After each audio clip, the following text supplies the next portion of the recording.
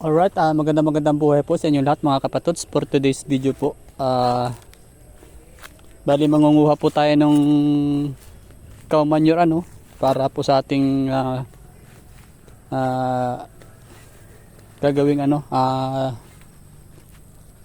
natural fertilizer or organic. So marami lang naman dito sa tabi natin.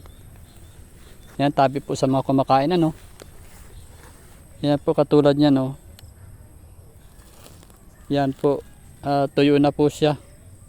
So ganyan po ang kukunin natin. Tapos bali patutuyuan pa rin po natin dahil yung ilalim po niyan ay medyo sariwa pa. Bali kumuha nga ako no isang araw. Ang ginawa ko po ay pagkakuha ko ay binabad ko agad sa tubig. Dapat yata ipatuyuin muna. Katulad po niyan medyo sariwa pa po siya.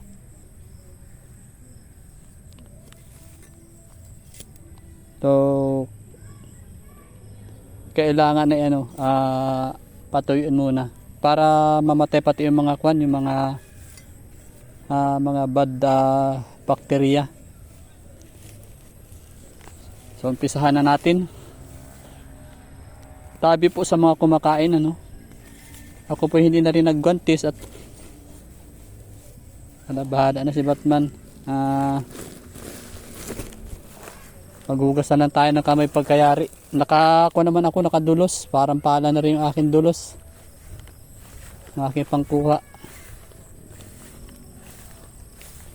Marami kasi mga baka dito mga kapatots.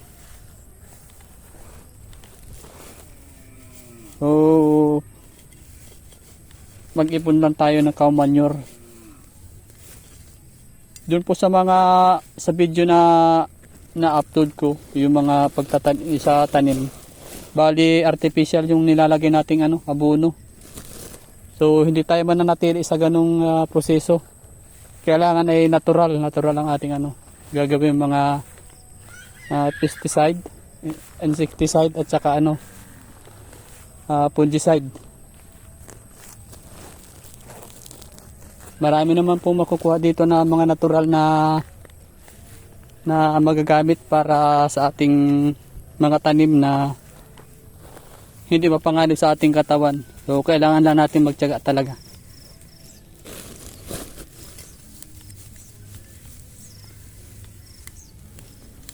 Pagdating po sa mga fungicide, insecticide at saka pesticide, maasahan po natin yung puno ng kakawati o madidi kakao. Ayan po, marami po dyan. Ayan, yung puno na yan, madidi kakao po yan. So ang gagawin lang po natin dyan ay siyempre kukuha tayo ng dahon. Ang pinakamaganda pong kumuha daw ng dahon yan ay sa umaga from 5 PM to 6 PM yata, para yung mga natural enzyme ay nandun pa talaga sa dahon.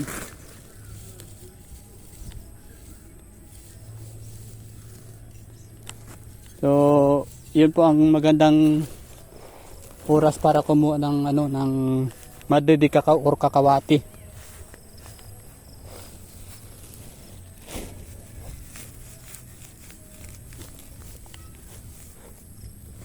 Doon naman po sa ating mga alagang mga pato ay naghahanap po tayo ng asula.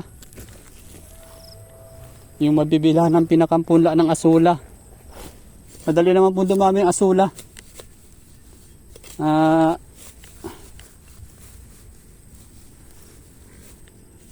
Yung isang tupper isang linggo sobrang dami na nun.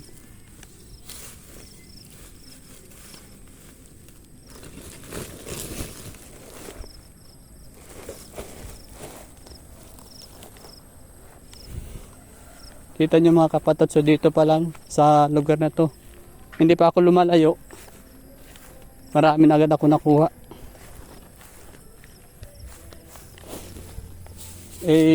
Doon sa lalo doon sa parang mismo na marami nagtatali ng baka. Yung nagtatali dito parang isang piraso lang.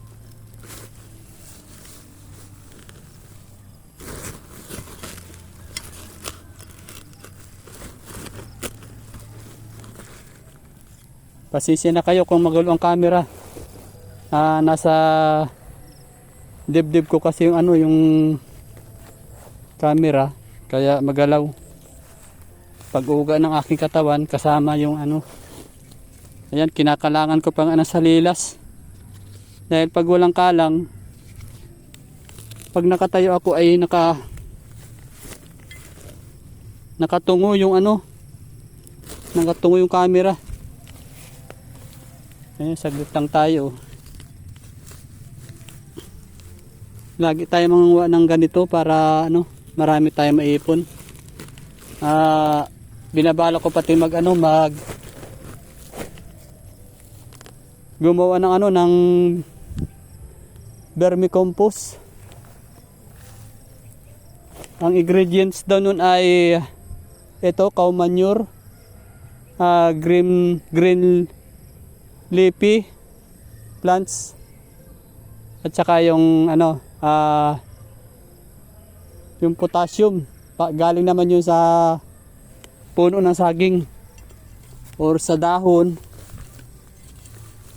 at saka sa yung pinakang tungo niya. Yung tungo niya, yung pinakang, kumbaga sa tao ay yung bungo. So doon yun makakuha yung potassium. Ito namang sa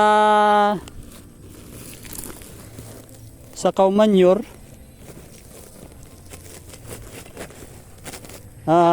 ito ay napapabilang dun sa sa green leafy, kasi nitrogen ang content nito.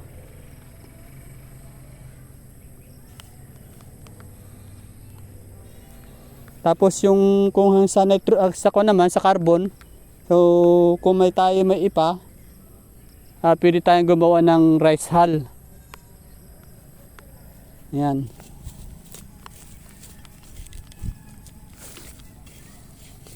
Nag-content lang ako mga kapatots kasi ilang araw na tayo hindi nakapag-content.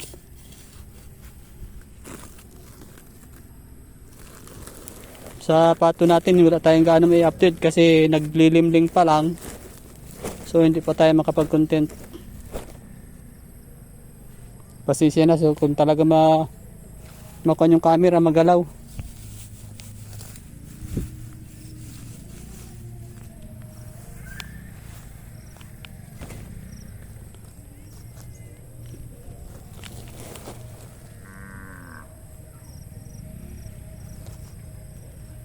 So ayan mga kapatods, hanggang dito na lang muna yung aking video. Maraming salamat po sa mga sumusuporta sa aking YouTube channel. Sa mga hindi pa po nakasubscribe, subscribe naman po, paki-like at paki-hit ng notification bell para lagi kayong updated sa aking mga susunod pa mga video. So maraming salamat po mga kapatods. Ingat po kayo palagi, iwasan pong magkasakit. Alagaan po natin mga sarili. Ingat kayo palagi. Bye-bye!